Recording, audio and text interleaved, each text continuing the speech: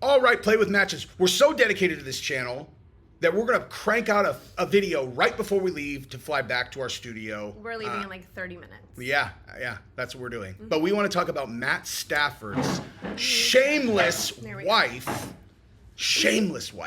who talked about a very dirty trick that she did where she cucked Matthew Stafford in order to get him to marry her, and then talked about it on a podcast. Classic move. Is it? That's what we've been talking about. Is that a classic move? What she did? I have seen and heard of girls doing this before. I have too. Personally, no, but I have. It's not uncommon. To be clear, yeah, what we're talking about is she hooked up with one of his teammates. Should we play the video so that they know what we're talking about? We'll give a little bit of a preamble because we're going to play her talking about it, all right? And then we're going to give our thoughts. But where this is going is she didn't like that Matt, wasn't as committed as she would have liked with him, entering her and then not entering a relationship. And so his lack of commitment. His lack of commitment, right? He's a Southern gentleman. Yes. Very nice guy. But he just wasn't ready to go all in on a relationship. 18, 19 years old. So what did she do? She didn't wait it out. She didn't play hard to get. She banged his backup quarterback. He's the quarterback. And she's like, I'm going to make him jealous. I'm going to sleep with a guy way to do this? that lives in your dorm and is your backup that you play with every day. The guy that you practice with the most, probably. Like you're doing drills with all the time. I have heard of the jealousy bomb being done a million times. It works sometimes. I have a lot more thoughts we'll talk about afterwards. But never that. That's next level. He literally practices with this guy every single day. And she's all, that's the one I'm going to ride. Because he's going to get so mad. I would never marry that girl. Never. Anyway, so let's play that. And then we will, By the way, subscribe to the channel. Apologize for the 5-day hiatus. We usually will put out multiple videos a week. It's been a wild trip. Yeah. We have been in Mexico. What happened, Gabrielle? Tell him. Where are we even starting? So when we got here, we had 2 with pneumonia. And then a 3rd child that developed a cough. And then... Which developed into bronchitis. And then I picked up staph. Got some crazy on skin the mat, bacteria infection. Which I was like, oh, this doesn't look that bad. And then throughout the week, it was like... It got really bad. I actually have to wrap my hand again. We ended up calling... They have a doctor on site. And this awesome Haitian doctor came in here. He got antibiotic injections. In my ass. Giselle got antibiotics, like oral antibiotics. I mean, it's been insane. We'll put it that way. It's been nuts. Yeah, it's been nuts. But we also had a blast. Like the kids all had fevers and like gnarly ass coughs. And Gabrielle did not have the opportunity to have sex with one of my friends that lived next door, which is normal for, your like... backup? Yeah, my backup. She's like, I don't like that you have a skin infection, so... I guess I'm going to need someone else to put hands on me because I'm a whore like Matthew Stafford's wife. Not. All right, let's watch this thing. Like I said, subscribe to the channel. Oh, and then we're going to be traveling and getting home at 2 a.m. today. So. Oh, yeah. We leave at 5:20. Yeah. Home at land at midnight. Best case scenario. Yeah. Home at 2. Going through customs and then driving 45 minutes home. But if you want to hear something awesome. With 3 kids. My daughter is badgering me to take her to an all-day jiu-jitsu camp tomorrow that starts at 8:30. And I'm like, I'm not committing to that. And it's one of the only times that I've ever not always said yes if she wants to go do jiu-jitsu. She was like, Dad's not saying 100% that he's going to take me. I'm like, that's on you because I'm doing nothing tomorrow. I mean, I probably will because I never say no to jiu-jitsu. Anyway, subscribe to the channel. Help us out. Oh, by the way, we got past the 5,000, so we're going to be doing a Ridge Wallet giveaway. And we will do that later this week. So if you haven't subscribed yet, that's how we're picking. We're just going through the subscribers randomly. We're going to pick a few, and you're going to get $120 Ridge Wallets for free. They're really cool. They are awesome. Like, I love mine. I love mine. I get compliments on it all the time. I actually got a new one because now they magnetically fit to the back of the phone, which was actually a development good enough that I swapped mine. You have to have a special case for it? It's brand new. Okay. It has like a magnet on the back. As a matter of fact, the case for the phone. No, it has a sticker that it puts on the you put on the phone. So you can use your own case. Exactly. Oh. So I'm going to tell you right now. One of the Ridge Wallets I'm going to give away is my old Ridge Wallet. You're like, this is Jesse on Fire's Ridge Wallet. It's original. This is Jesse's. Sign it. I will do that, actually. Dude, that's a good idea. I don't know if that is an incentive. Like, they're all, why would I want this one instead of a brand new one? They can choose. Anyway, so we're excited to go home and get back to work. And like this video, for God's sake. Because it's requiring a lot of dedication on our part. It really is, dude. All right, let's rock. Listen to this, skis. Long story short, it wasn't that cute of a relationship at first. I hated him. I loved him. I dated the backup to piss him off, which worked. Yes. He was like, that'll do it. He was the bad boy too. Like Matthew's so sweet and Southern gentleman and all that stuff. And the backup was the complete opposite. Yeah. Ooh, and it upset him. So they lived in the same dorm because athletes lived in the same dorm, and he would see my car there. And so at one point he like waited and followed me out and got in my car and wouldn't get out. Stop. And he was You're like, this is so hot. I was like, this is amazing. It's working. Yeah. I was get out of my car, and he was like, he's not right for you. And I was like, what? You can't tell me that. I mean, there's a couple. So I want you guys to just real quick take a nice gander at her eyes and tell He was me like, this is so hot. I was like, this is amazing. It's working. Yeah. I was get out of my car, and he was like, he's not right for you. And I was like, what? Does she look like a stupid girl? No. She is a very smart girl. Calculated. Very, very smart with people. So there's no, I've seen the jealousy bomb played before. And a dumb girl could do that too and kind of not really think it through and be like, is this like maybe a little bit much? This is 100% calculated, exactly who the dude was. Like exactly who the dude was. And if you really think about that, that's pretty fucked up. Like that's pretty fucked up. Like that would be a complete deal breaker for me, 100%. I've never had any, it's not true actually. One time in my life, I had one of my friends hook up with one of my like recent exes, and I slapped him in the face. We still talk about it now. It's just like, oh my God, because it's just like nice, open right in front of me, dude.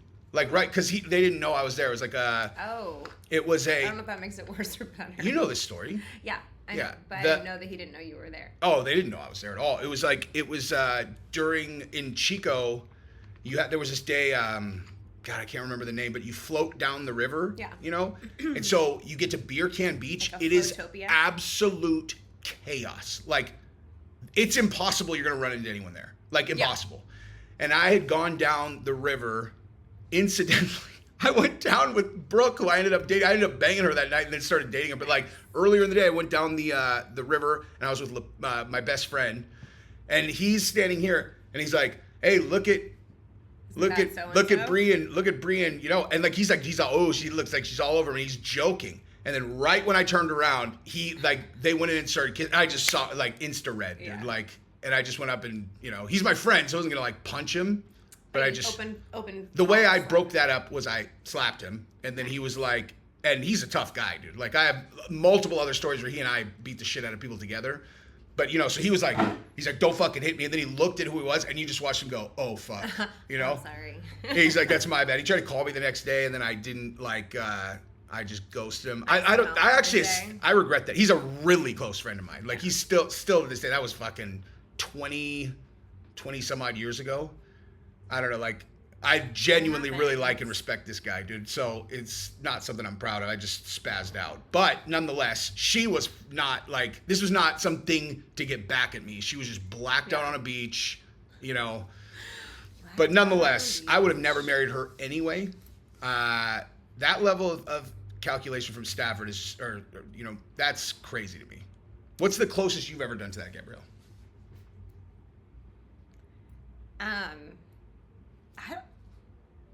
I mean, for me, it was like high school. Like when I broke up with a guy, like getting back together with my ex-boyfriend. I don't know. Like I never like would go out and what. Well, that's a different situation. Yeah.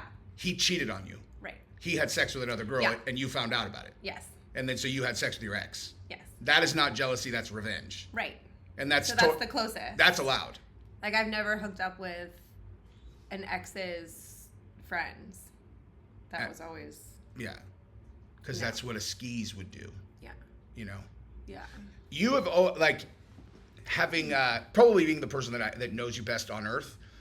You are the least like slutty girl ever. Appreciate in terms of that kind of thing. Like, it's not like you're not gonna just like throw it around calculated like that. Have you ever slept with a dude that you, aside from that one, like that you knew for sure Actually, no, because when you told me that story, it was still like, maybe this could work. Have you ever slept with a dude that you thought you had no long-term chance with ever? Like you were just like, I'm just going to do this one time and... Yeah. No. That one, I've you're never, like, like, I'll slept with give a- this yeah. guy a shot. Yeah. Maybe, because when you told the story, you're like, who knows? Like, Who knows? Maybe it'll be amazing. maybe it'll be We'll amazing. end up- yeah. He is incredibly wealthy and really nice and like Yeah. cool, and you were just like, nope. He was like already proposing to me before we had hooked up. Yeah. And That's your only one and done ever. yeah. He was that bad. No, I don't even know that it was him. It was the current situation. Yep, I guess. But again, I don't like the situation with Stafford's wife was she's clearly not saying that she had any intentions of anything with this dude. Right. She slept with him specifically To make him mad. Yeah. Yeah. Which is, I mean, again, that's Skankville. Like, Yeah. dudes, And at in her brain, least she's like, it worked. it worked. She said it's working. Yeah. Like for dudes, it's like,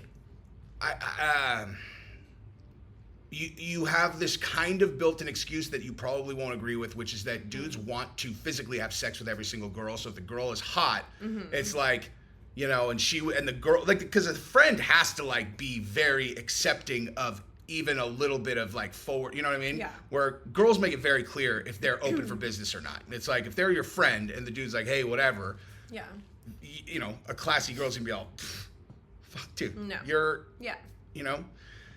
And, but for a dude, at least, like, you know, it's like a physical thing where they're like, God, I'm starving and she just looks so good. But like a girl to do that, to just like, especially that age, dude, like she's like 18, 19, she's already down to fuck a bad boy specifically just to make you mad. I'd say if people were likely to do that at all, it would probably be 18, 19 when they're in college. I feel like that's when you're at your least inhibited. Yeah. But why would she tell that story? Why on earth would she tell that story? Because it's the story of how they got together. And maybe she's proud of it. Like, maybe she's really like, I wanted to get him back, so I devised this plan, and it worked. That's like, exactly what it is. She's not thinking about She's not thinking about how it looks. And it's been so long. Yeah. And they've been together for so long, and they have multiple kids. So she's like, who cares what the origin story is? It's like, well, you fucked the backup Apparently quarterback. the world cares. Yeah, you fucked the backup quarterback. Why didn't she just say, I hooked up, I started dating another guy, you know, and he happened to live in the same dorm. That's the whole thing for me. Is like the backup quarterback. Yeah. That's honestly, if you think about it, it's like, so I started, you know, he didn't want to commit, so I started dating another guy. And that guy happened to live in the same dorm as him, and so like one day he saw me in the car.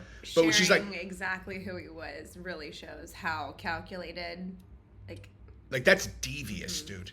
That's like really devious. The backup quarterback who's a bad boy, you know. That's just, I mean, and the backup quarterback.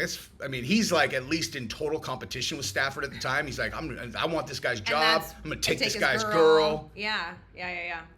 But yeah, dude, like, I don't know why it's, because like we talked about, I pulled a similar move, not the same at all with you, but when we broke up, it was went like for the emotion behind it, not actually doing it. Exactly.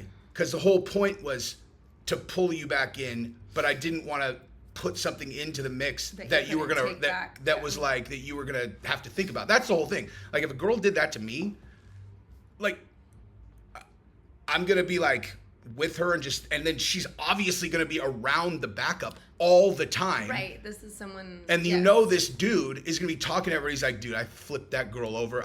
I pounded that girl from the back. Like there's no way. Not a great teammate. Complete and total deal breaker. There is, because you know, like you're around dudes in the locker room, you know exactly how every dude talks. There is a 100% chance. I'm not around dudes in the locker room, but I can imagine. Yeah. I am. And that dude, absolutely for sure, talked about banging her all the time. The dudes that were in there asked him about banging her all the time.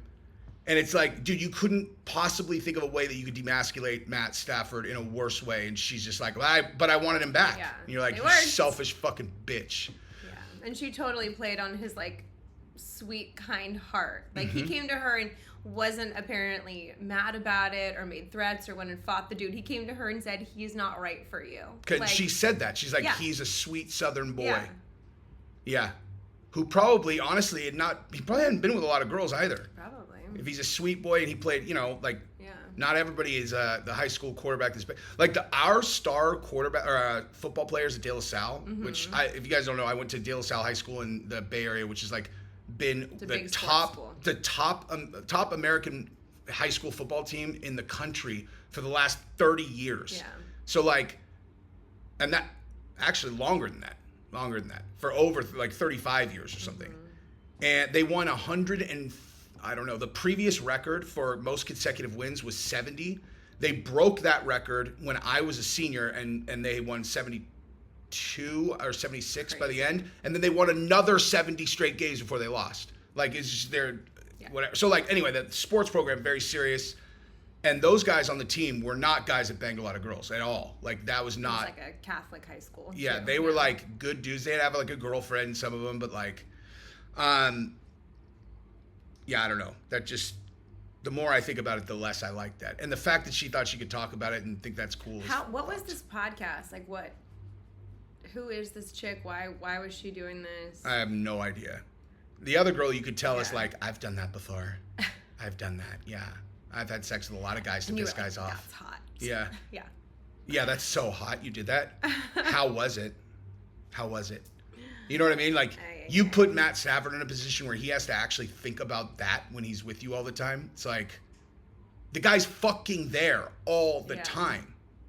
Dude, fuck her, actually. That's like, the more I talk about it, now it actually pisses me off. Well, because like when I first heard about it, I'm like, I mean, in college, like that's kind of standard. A girl, like if the guy's not doing, then they'll try to make him jealous. Although, like going and talking to a guy at a bar, though, like in front of him, dancing with a guy at a bar. Yeah, not going and hooking up with his buddy. Backup quarterback. Yeah. But like, in case you guys don't know what I'm referencing with what I did was when Gabi, like we had been together for probably 3 months. Yeah. Like 3 months, and she lived in LA and I lived in San Diego, and she worked like 5.5 days a week. And she was driving 2.5 hours each way to see me. It was completely untenable.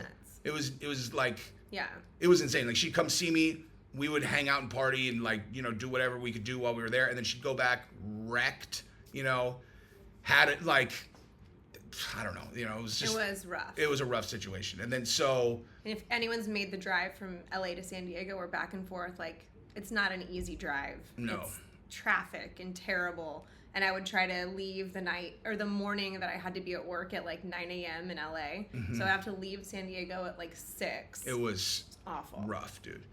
So I just knew that I couldn't like accept this, but I also knew I couldn't chase her because I've known her from day one. Like I always knew what was in her head. It was really bizarre. Like I had never had that with any other person. I always knew what she was thinking. Which is why I was able to like never get jealous, even like when we were broken up and I was sure she was, she has ex-boyfriends up there. I'm like, she doesn't like being alone, so I'm sure she's hanging out with dudes. And any other girl in that situation, I would have been like out of my mind jealous. And I just wasn't, like, because I understood her and I knew why. And it hadn't, you know what I mean? It wasn't like she's like, oh, I gotta go get some dick. She just doesn't like being lonely and alone, and there were a bunch of dudes up there. I mean, yeah. But like, I knew it wasn't like actively seeking out dudes to hook up with. Like that was not. No, that's what I was doing. No, that's just to be clear. Like the dude she was with before I took her from that guy. I think I don't even know. We haven't even talked about it in detail. It doesn't matter. I don't really remember, but I just knew that. I mean, I obviously like loved you. It was just the distance and not knowing what I was doing with my career, because the owner of the project that I was working on had basically told me like, come to New York, like come head up one of my projects in New York, like you can make this your full career. I mean, he was like a big deal real estate developer, and I was just in this difficult spot of like figuring out what am I gonna do. I love this guy in San Diego. I have a job here in LA. The promise of like a lot of money and stability and possibly like a career in New York. So I was just confused and didn't know what I was gonna do. So it wasn't that I was like needing to go find someone else to like hang out with or anything. I was just in this like weird state of limbo. And then it was Mandy's birthday. Yeah. So we for the initial portion of when we were broken up, we still talked all the time. Yeah. But then she would come see me, and then when she would get back to LA, she'd realize like, oh my God, I'm getting sucked in, and she would just like not respond or whatever, like when I would hit her up. And then so it got to the point where I'm like, oh, she's trying to have it both ways. Like she wants it both ways. She wants to have it, but then she wants to have total freedom to just do whatever she wants when she's up there. And I'm like, all right, well, I know how to handle this. And so I was just like, I can't do this with you anymore. Like I'm just not doing this. So I knew that she was coming down for sure for her best friend's birthday, who lived with me. Him. And so I knew exactly what I was going to do. So it was like 3.5 weeks away, something like that. Like long enough to where, like 3 weeks of not talking, that's a really long time in a situation like that. So I just straight up fucking white knuckled it, did not talk to her at all, didn't text, no, nothing. And I knew that when she was coming down, she's staying in my house, so she hit me up. She's like, hey, I would really love to see you while I'm down there. And I'm like, oh, maybe I'll see. I might have this thing going on that weekend. I'll try to come hang out later. And I told her it was some party in Oceanside that I was going to. Complete lie. And then so when she came down, I went to one of my friend's house that I worked with. We went to the Cheesecake Factory, had dinner. When I got back to their house, it was like 8:30 or 8:09 or something. And she texted me something, like they had been drinking. And so she texted me something like, Mandy wants me to tell you how I feel, which is like, I know you're the guy, just like not right now. And I just looked at it and was like, jackpot. Got her. And then I just turned the phone off, didn't respond. Yeah. So I go to sleep and then wake up in the morning, and I had given Mandy Adderall, so I knew they would be spracked. And so Gabrielle was up all night in my room alone, cuddling with Manson, cuddling with the dog, waiting for me to come home or call, and my phone was off all night. And so I got back. Hi, baby. I got back after sleeping on a couch at my buddy's house, and that pretty much sealed the deal. And then we got back together, and then she moved. That was the end of June. Mid-June, but yeah. Mid-June, and then she moved. And I moved down in September. She moved down in September and has been with me ever since. Now, that's true. We gotta go. I will just say, you want to know what? Like everybody's like, how do you have like the perfect marriage and blah blah blah? To be clear, we do have that. But put yourself in a position of either of us when shit goes sideways early in a relationship. It's like, think about what, like, if we're in a bad spot, how would a person not, at least, we've never really talked about this, but I would just assume, since I understand humans, not be like, did I make a bad call here? Like, what did I do? I could have been in New York. I could have done this. I could have done this. I could have done this. I committed 100% to this dude. And now whatever, because like our road to the situation we're in now, which is the luckiest shit on planet Earth, was not like an easy, smooth sailing road at all. But so the way you end up with a perfect marriage is you fucking suck it up together, and you just accept that this is what you're doing, and I've never questioned this ever. Yeah. Also, something for both of us, I think, is like, after we decided that we were going to get married during the 1 week show that we were on, but it was just like, I feel like a lot of people and couples will just throw out like the word divorce or whatever anytime things get hard or difficult. Like that's an option for people. That was never an option for us. It was just like, we're going through this and we will get through this and be out of this, but like separating from one another was never, will never be, has never been even something that's like on the table. It's never even crossed my mind that either I would consider it or that you were considering it. And I always know what's in your head.